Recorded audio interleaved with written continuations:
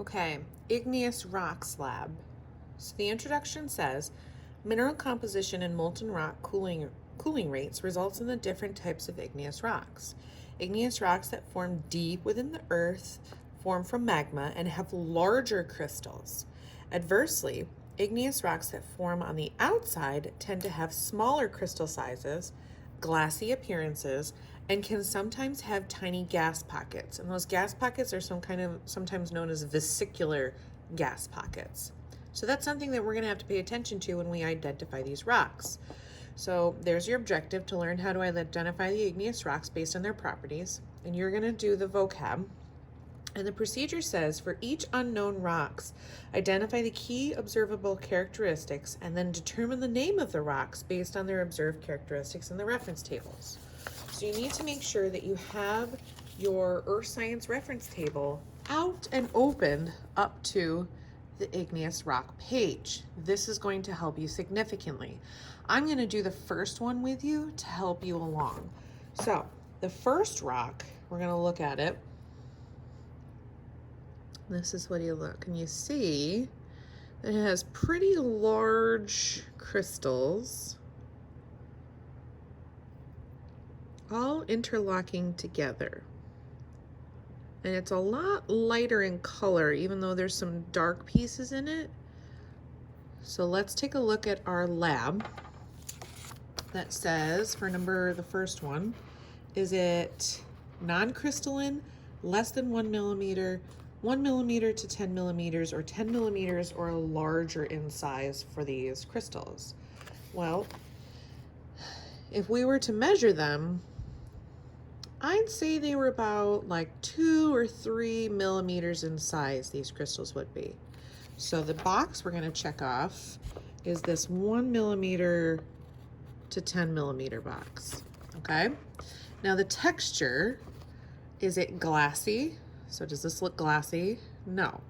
Is it fine? No. If I look on my reference tables, if the crystal size is 1 millimeter to 10 millimeter, it's going to be coarse. So I'm going to check off the spot where it says coarse. Okay. So then is the color, is it lighter or darker? Well, this is generally a lighter color because it doesn't look black like these two. So it's going to be lighter. The density, is it lower or higher? Well, this one weighs a lot less than, say, this black one right here. So that's going to be lower. And then is it felsic or mafic? Well, if I look on my reference tables, I can see, if I can get it to hold it right, I can see that if it's lighter in color and lower in density, it's going to be felsic. So I'm going to go and check out felsic. So the environment, is it intrusive? Did it form inside the earth, or is it extrusive? Well, again, with my handy-dandy reference tables, if I see that if it's a coarse crystal and I follow it across, it's going to be intrusive. So I'm going to mark off intrusive. And then mineral composition. So I noticed that it's lighter, lower, and felsic. So we're going to look on this side of the chart. Okay, so there's potassium feldspar, so I can check that off. There's quartz. There's plagioclase feldspar. There's biotite, because that's what those little black crystals are inside of there. Those are biotite mica crystals. And is there pyroxene? Well, pyroxene's over on this side of the chart, so no. Is there olivine? Well, olivine's over on this side of the chart, so no. And is there amphibole? Well, amphibole kind of covers across the whole thing, but yes, there's amphibole on this side of the chart. So I'm going to check that off. So if I look that I have lighter, lower, and felsic, and my texture is coarse, I'm going to go to both that side, and this rock must be granite. So for my rock name, I'm going to write granite. Sorry, it's a little messy, but that's how you fill out the first one. Okay, so let's look at the second one. Those are much tinier, tinier, tinier crystals, but you can still see the crystals. Okay, that is not a gas pocket, that's just where something fell out. Okay,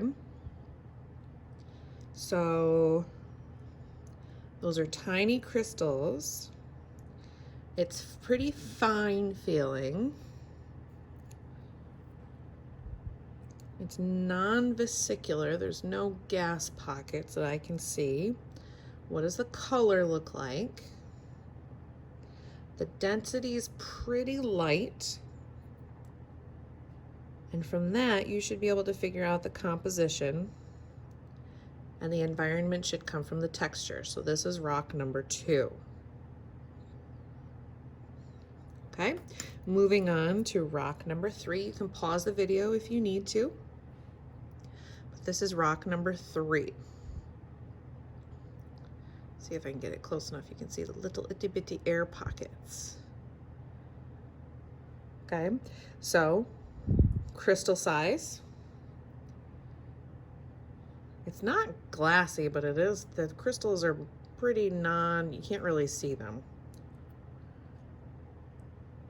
And it's not glassy. This does have little air pockets, although it is kind of hard to see on the screen because they're so teeny tiny. There's some right there. See those little gas pockets? Okay, you can tell the color. Is it lighter or darker? The density is very light. In fact, if I put this in water, it would probably float, oddly. And then you can tell if it's felsic or mafic. Okay, this is rock number 3. Moving on to rock number 4. If you've played Minecraft, this is in Minecraft. And this one is always tricky, tricky, tricky for some people. So, crystal size, you can tell. Texture, you can definitely tell by how it shines. The color is what throws most people off with identifying. Yes, it is darker in color, but it does not always follow the rules because the density is very light. This is very light. And I will give you a hint that this is not mafic. Okay, so you'll be able to figure out the environment and the minerals from this, but this is rock number 4. Then we have rock number 5. This is rock number 5. Look at those nice big crystals in there. They're not huge, so they're less than 10 millimeters in size. So you can figure out the texture from that. The color, is it lighter or darker compared to this one? Is it lighter or darker? The density is higher. This weighs a little bit more. It feels like it's a little more dense. So then, is it mafic or felsic? And from your texture, you can tell what environment it was formed in. So this is rock number 5. Okay, then we have the last one, which is rock number 6. So I'll get that as close as I can to focus. So the crystal size is pretty tiny. It's pretty tiny. I wouldn't say it's non-crystalline though. Now you can get the texture. Obviously the color, that's pretty obvious. And then the density, this is a more dense than those other light ones up here. And that will tell you if it's felsic or mafic. And that should be enough. And then I'm just going to show you one more. This one is actually, see if you can figure it out before I say it. It's got a salt and pepper look to it, so it's in the middle of your reference tables. And there are gas pockets. We're not actually doing this one. This one's just fun to look at.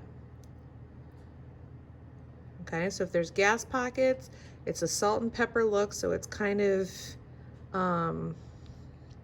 felsic and mafic. It has dark and light colors mixed in pretty evenly, sort of. So what is this? If you guessed vesicular andesite, you got it correct. Good for you, but we are not doing 7. There's only spaces for 6. Okay, so you had 1, 2, 3, 4, 5, and 6. All right, make sure you're using your reference tables to figure out all of these rocks.